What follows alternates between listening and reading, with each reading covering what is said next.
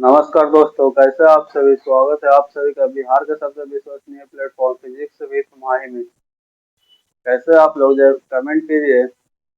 जैसा कि आप सभी लोग जान रहे हैं कि हम लोग लेसन 1 को डिस्कस कर रहे हैं, क्लास 12 फिजिक्स को, जिसमें हम लोग पिछले दिन ही अक्षीय स्थिति में विद्युत द्विध्रुव द्वारा अक्षीय स्थिति में हम लोग विद्युत क्षेत्र का तीव्रता को डिस्कस किए थे। आज हम लोग डिस्कस करेंगे विद्युत द्विध्रुव द्वारा निरक्षीय रेखा पर विद्युत क्षेत्र का तीव्रता, जो कि ये डेरिवेशन काफी महत्वपूर्ण है। हम लोग पिछले दिनों में कई डेरिवेशन को प्रूव कर चुके हैं। इस तरह से आप डेरिवेशन को करने के लिए आप अवगत हो चुके होंगे कि राइट साइड में फिगर होना चाहिए, बगल में आपको फिगर को देख के लिखना है और उसी के नीचे को हम लोग डेरिवेशन को पूरा करना है।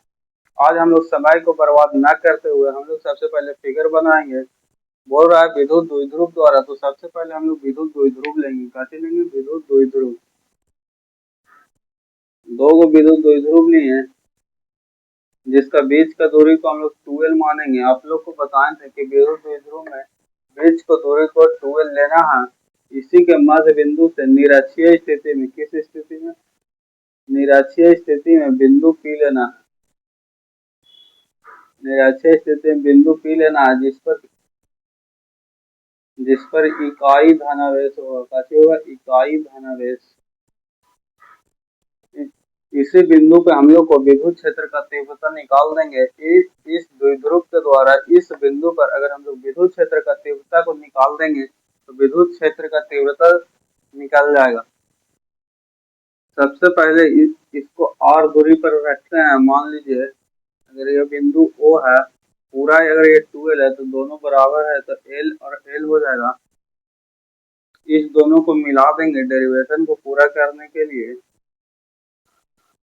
आप लोग स्केल से मिलाइएगा सीधा सीधा। बीच की दूरी को x मान लीजिएगा। मान लीजिए इसके द्वारा निरक्षीय स्थिति में यह हो गया E प्लस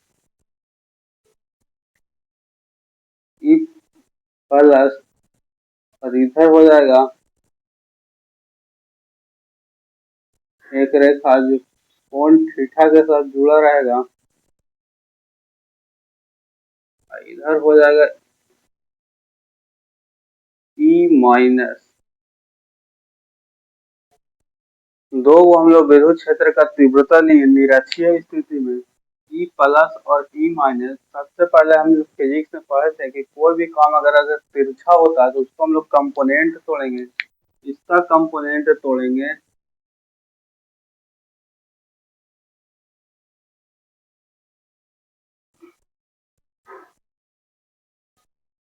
इसका हम लोग कंपोनेंट तोड़ेंगे इधर साइड, जो कि E प्लस साइन थीटा होगा। साइन थीटा क्यों होगा? क्योंकि इसमें एंगल नहीं लगा हुआ। जिसके साथ एंगल लगा हुआ है वो हो जाएगा E plus cos theta. E minus का हम लोग कंपोनेंट तोड़ेंगे, जिसके साथ एंगल लगा हुआ रहता है। मान लीजिए कि इस कोण के साथ थीटा डिग्री बना रहा, तो इधर साइड इसका कंपोनेंट तोड़िएगा तो E माइनस कॉस थीटा हो जाएगा, और इधर साइड इसको होगा तो E माइनस साइन थीटा हो जाएगा। इसको विद्युत द्विध्रुव का नाम दे दीजिएगा माइनस Q और प्लस Q। 2l है जो पूरा दूरी है यहाँ तक के, और यह है जो सिर्फ वो इतना के L और L है। इस प्रकार फिगर लगभग कंप्लीट होता है। सबसे पहले विद्युत द्विध्रुव लेना है। इसी के मध्य बिंदु से निरक्षीय स्थिति में कोई बिंदु P लेना है जिस पर इकाई धनावेश रहेगा। फिर E प्लस, E विद्युत क्षेत्र का तीव्रता जो प्लस Q आवेश के द्वारा तीव्रता है, इसका कंपोनेंट तोड़ेंगे। E माइनस इसका विद्युत क्षेत्र का तीव्रता, इसका फिर कंपोनेंट तोड़ेंगे। फिर फिगर को देख करके लिखेंगे। हम लोग फिगर को देख करके लिखेंगे कि माना कि एक विद्युत द्विध्रुव है, विद्युत द्विध्रुव है जिसका बीच के दूरी 12 है तथा मध्य बिंदु O है, जिससे R दूरी पर निरक्षीय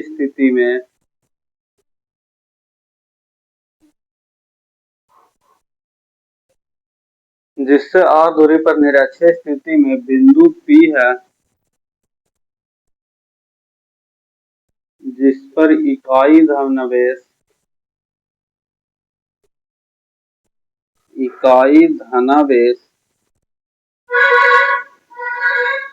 उपस्थित है।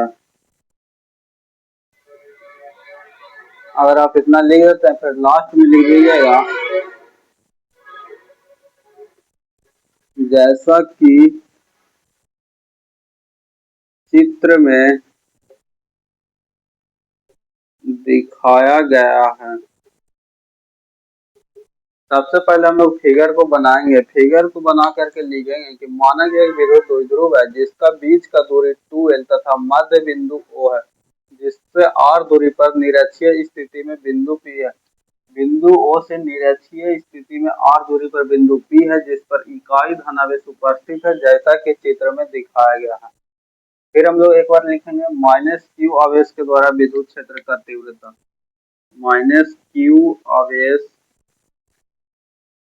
के द्वारा विद्युत क्षेत्र का तीव्रता E माइनस बराबर बिंदु आवेश के द्वारा हम आप लोग को सबसे फर्स्ट डेरिवेशन कराए थे 1/4 बट इंटू क्यू बटा एक्स स्क्वायर। तो 1/4 क्यू एक्स स्क्वायर यहाँ से यहाँ तक की दूरी भी x है, तो हो जाएगा आप लोग का एक्स स्क्वायर। ठीक इसी प्रकार प्लस क्यू आवेश के द्वारा निकालेंगे। प्लस क्यू आवेश के द्वारा विद्युत क्षेत्र का तीव्रता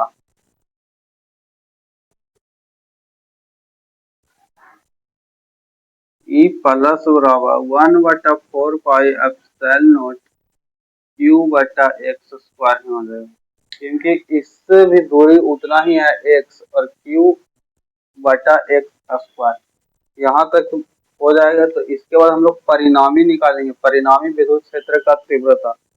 कल ही हम लोग आप लोग को बताए थे कि अगर अक्षीय पर निकालना रहेगा, अक्षीय रेखा पर, तो आप लोग माइनस कीजिएगा और निरक्षीय रहेगा तो प्लस कीजिएगा। लेकिन cos थीटा लगाकर निरक्षीय स्थिति में cos थीटा को लगा करके ही आप अगर ऐड करते हैं तो निरक्षीय स्थिति पर विद्युत क्षेत्र का तीव्रता है जो ज्ञात हो जाएगा। आइए हम लोग आगे इस पर डिस्कस करते हैं।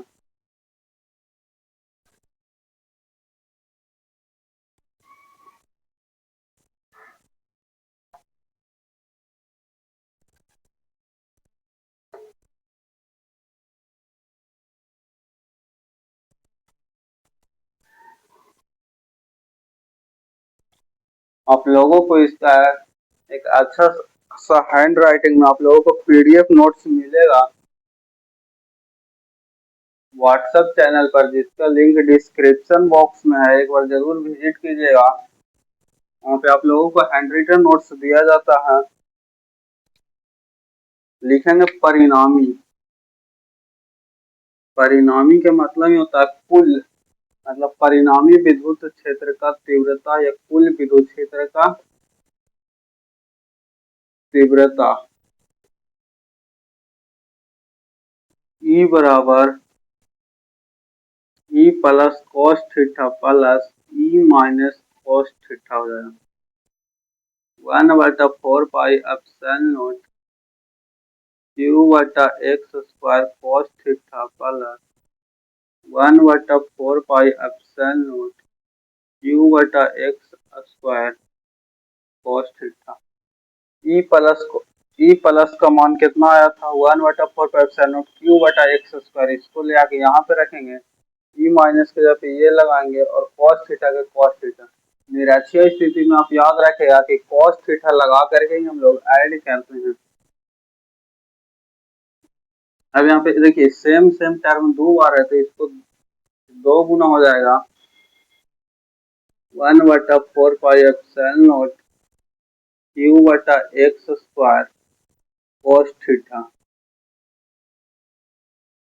2 into 1/4 pi epsilon not Q बटा एक्स स्क्वायर कॉस थीटा बराबर देखिएगा यहाँ पर भी कोण थीटा मान लीजिए, यहाँ पर भी कोण थीटा, दोनों में से कोई त्रिभुज में भी अब देखिएगा कॉस थीटा बराबर आधार बटा कर्ण होगा तो एल बटा एक्स हो जाएगा। कॉस थीटा बराबर एल बटा x.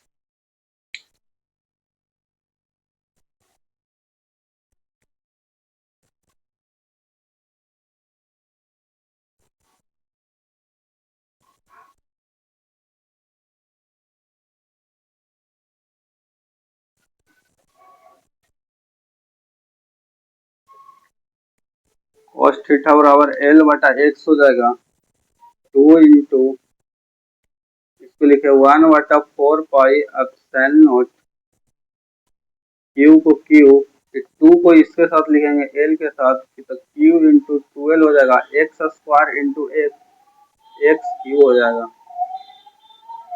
1/4 pi epsilon not Q into 12। आप लोग को बताए थे P बराबर फार्मूला होता है Q इंटू 12। ये फार्मूला आप लोगों को पढ़ाया गया था विद्युत द्विध्रुव आघूर्ण के समय इलेक्ट्रिक डाइपोल मूवमेंट जब टॉपिक चला था तब यही फार्मूला निकल के आया था Q इंटू 12। Q इंटू 12 का यहाँ पे हम लोग P लिखेंगे एक्स क्यू, एक्स का मान निकालिएगा यहाँ पे कर्ण बराबर का जो होता है रूट अंडर लंब स्क्वायर प्लस आधार स्क्वायर तो R square plus L square हो जाएगा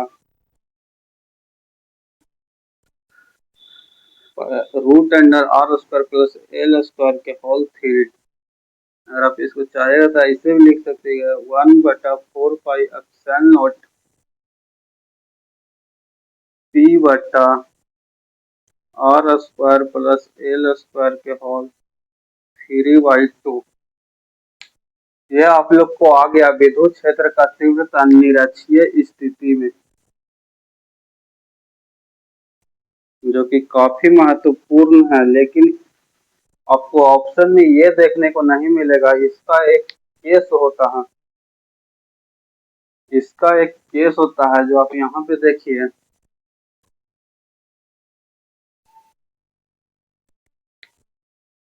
हम लोग यहाँ पे एल को बहुत ही छोटा मानेंगे, किससे आर से एल को बहुत छोटा मानेंगे तो R square plus L square हो जाएगा। एल को बहुत छोटा मानेंगे, इतना छोटा मानेंगे कि ये लगभग शून्य के बराबर हो जाएगा तो ये आर स्क्वायर हो जाएगा। फिर से इसको हम मान रखेंगे ई बराबर 1/4 पाई एप्सिलॉन नॉट पी के जगह पे पी रखेंगे, R square plus L square की जगह पे आर स्क्वायर रखेंगे तो होल 3/2, 2 से 2 कट जाएगा ई बराबर 1/4 पाई एप्सिलॉन नॉट पी बटा आर क्यू, जो कि काफी महत्वपूर्ण है।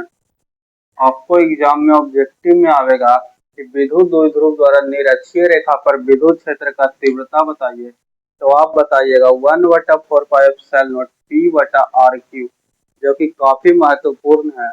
कल हम लोग पढ़े थे अक्षीय रेखा पर, आज पढ़े हम लोग निरक्षीय रेखा पे। इस दोनों में एक बहुत ही महत्वपूर्ण संबंध होता है अक्षीय स्थिति और निरक्षीय स्थिति में, जो डेरिवेशन में आप लोगों को बहुत मदद करेगा और साथ ही साथ वो ऑब्जेक्टिव में भी वो संबंध आता है, इसलिए उसको हम लोग करा देते हैं।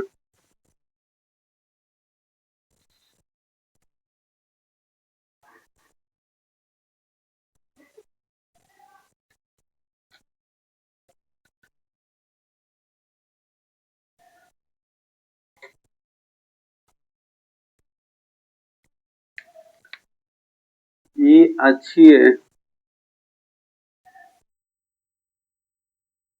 और निरक्षीय में संबंध, इस दोनों में बहुत एक इम्पोर्टेंट संबंध होता है जो एग्जाम में आते ही रहता है। दोनों को हम लोग अनुपात लीजिएंगे, क्या लेंगे? अनुपात। ई अक्षीय बटा ई निरक्षीय,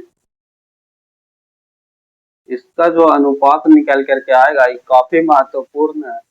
ई अक्षीय बराबर कल के डेरिवेशन में हम लोग सीधे किए थे 1/4 पाई एप्सिलॉन नॉट 2p बटा आर क्यू होता है। 1/4 पाई एप्सिलॉन नॉट 2p बटा आर क्यू होता है। इसको लिखेंगे 1/4 पाई एप्सिलॉन नॉट 2p बटा आर क्यू। डेरिवेशन को जो लास्ट में जो सिद्ध करके आता है इसको आप लोग को मुंह पर रख के रखना, क्योंकि ऑब्जेक्टिव में आपको सीधे देखने को मिलेगा। अभी निकाले निरक्षीय स्थिति में 1/4 पाई एप्सिलॉन नॉट p बटा R Q, 4 pi epsilon naught p बटा आर क्यू। सब ये तो पूरा सेम है, ये पूरा कट जाएगा, p से p कट जाएगा, आर क्यू से आर क्यू, इधर खाली 2 बचा। लिखेंगे ई अक्षीय बराबर, इधर 2 बचा हुआ है यहाँ पे, 2 पे 2 रखेंगे और ई निरक्षीय, ई निरक्षीय, यही आप लोग का संबंध है कि ई अक्षीय होता है जो ई निरक्षीय से दुगना, ई अक्षीय से ई निरक्षीय दुगना होता है। आप लोग को डायरेक्ट ऑब्जेक्टिव में ये वाला निम्नलिखित में से कौन संबंध सही है करके 4 ऑप्शन दिया रहेगा, जिसमें से ये ऑप्शन अगर आपको दिखता है तो ये सही होगा। ई अक्षीय के दुगना होता है कौन? ई निरक्षीय, जो कि काफी महत्वपूर्ण है। आप हमारे व्हाट्सएप चैनल से एक बार जरूर जुड़े, जहाँ पे आप लोगों को टॉपर नोट प्रोवाइड किया जाएगा। आज के सेशन को हम लोग यहीं पर रखते हैं। हम अपने वाणी को माँ सरस्वती के चरणों में विराम देते हैं और आप लोग ऐसे ही अपने इस चैनल पर प्यार आशीर्वाद बनाए रखें।